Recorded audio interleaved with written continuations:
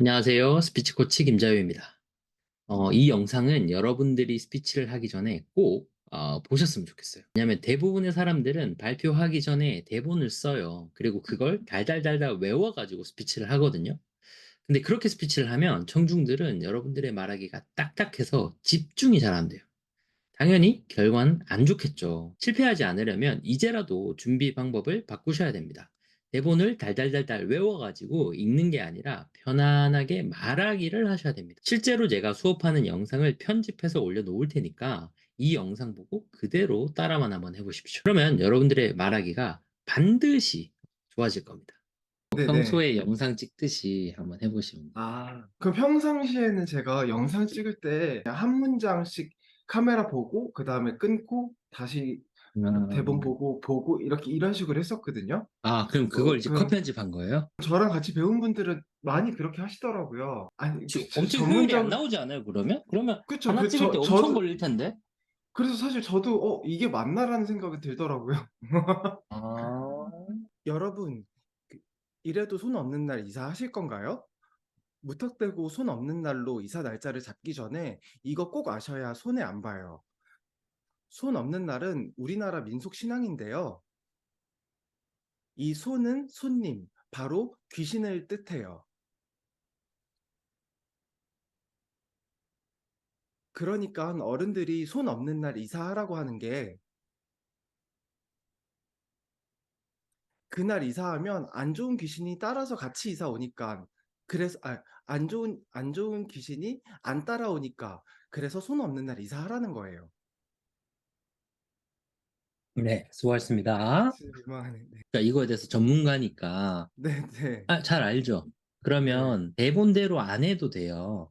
방금 하신 아, 대본대로 안 해도 되니까, 그거 안 보고 아예 내리세요. 왜냐면 아. 있으면 보게 되니까 아예 내리고, 저한테 손 없는 날을 주제로 그냥 한번 말해보세요. 저 얼굴 보고. 그냥 손 없는 날에 대해서 설명하면 되는 거예요? 네네네. 손 없는 날, 보통 어른들이 손 없는 날에 이사해야 된다고 말씀 많이 하시잖아요. 근데 그 손 없는 날에서 손은 바로 손님을 뜻하는데 이 손님이 바로 귀신이에요. 어, 그래서 손 없는 날에 이사를 한다 하면 안 좋은 귀신이 따라오지 않으니까 그래서 어른들이 손 없는 날에 이사하라고 하는 거예요. 지금 방금 손 없는 날에 대해서 이야기를 하셨어요. 네. 그러면 손 없는 날의 정의, 뭐 손이 뭔가. 그 다음에 손 없는 날 했을 때 어떤 특징, 비용이 많이 든다. 청소 업체도 구할 수가 없다. 그러면 사람의 감정을 숫자로 이제 0에서 100이라고 쳐요. 그럼 강한 감정, 막 흥분하고 몰입했을 때는 100이야. 근데 이제 되게 건조할 때는 처음 보는 사람 만났을 때 안녕하세요 할 때는 0이라고 쳐요. 그런 적 있죠. 말하다가 내가 내 말에 막 취해서 혹은 내가 하는 말에 빠져서 흥분할 때가 있어. 그게 자연스러운 거야. 예를 들어서 손 없는 날을 친구가 물어봤어. 야, 내가 이사를 해야 되는데 뭐 그 부동산에서 손 없는 날이라고 이때 하시면 더 좋다 그러는데 할까? 라고 친구가 물어봤어. 형주님은 처음에 친구를 보고 아이 하지 마, 하지 마. 이렇게 똑같아 해 하는데 친구가 야 그래도 뭔가 그렇게 하면 좋다던데 이왕 하는 거 그때 할까 하면은 이제 약간 좀 답답한 거야. 야 잘 들어봐. 그때 하면 일단 비용이 많이 들어. 그 친구가 그렇네 해. 근데도 아직 이 친구가 미련을 못 버려. 그때 형주님 감정이 어때요? 어휴, 막 이런 생각도 들고. 네. 그렇죠. 네. 그러면은 두 번째, 청소업체를 구하기가 되게 힘들어라는 이야기를 할 때, 되게 음. 아까 숫자로 따지면 0인 상태에서 건조하게, 야, 청소업체도 구하기 힘들어? 라고 말을 할까? 아니면 답답함. 제발 들어라 하는 간절함을 담아서, 야! 이렇게 말할까? 전자예요, 아, 후자예요? 후자겠죠. 후자죠. 네. 자연스러운 말하기라는 거는 결국 감정을 쌓아가는 내용을 쓰고 글로 쓰고 글로 쓴 걸 읽으면 내용이 다 전달될 거야라고 생각을 하면 그렇게 생각을 하면 이 개념을 모르는 거예요. 근데 말하기라는 거는 내용도 있지만 그걸 전달할 때 어떤 감정 같은 것들이 쌓인다는 거예요. 그 감정이 쌓였을 때 사람들은 자연스럽다라고 느끼는 거예요. 그럼 이제 그 감정이 쌓이는 개념을 우리가 알았어. 그러면 이제 두 번째 거가 이해가 되는 거예요. 그런데 좋은 곳은 이미 그 사전에 예약이 꽉 차 있을 확률이 커요. 이 얘기를 할 때 좋은 곳은 이미 사전에 예약이 차 있을 확률이 커요.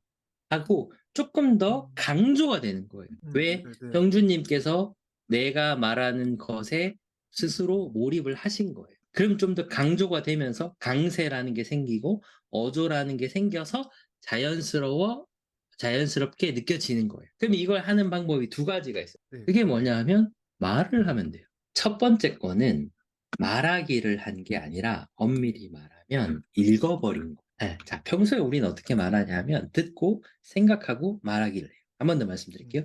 듣고 생각하고 말하기. 말하기를 해요. 근데 방금 뭐 했어요? 첫 번째 영상에서 스피치 하신 건. 읽고 말하기. 그렇죠. 읽고 읽은 거야. 읽기랑 말하기랑 똑같으니까 읽은 거야.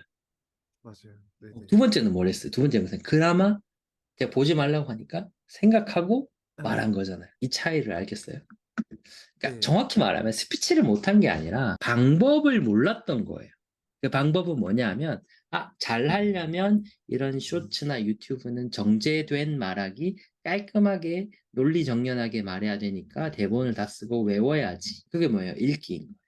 음, 근데 사실은 우리가 평소에 하는 건 뭐야? 말하기인 거예요.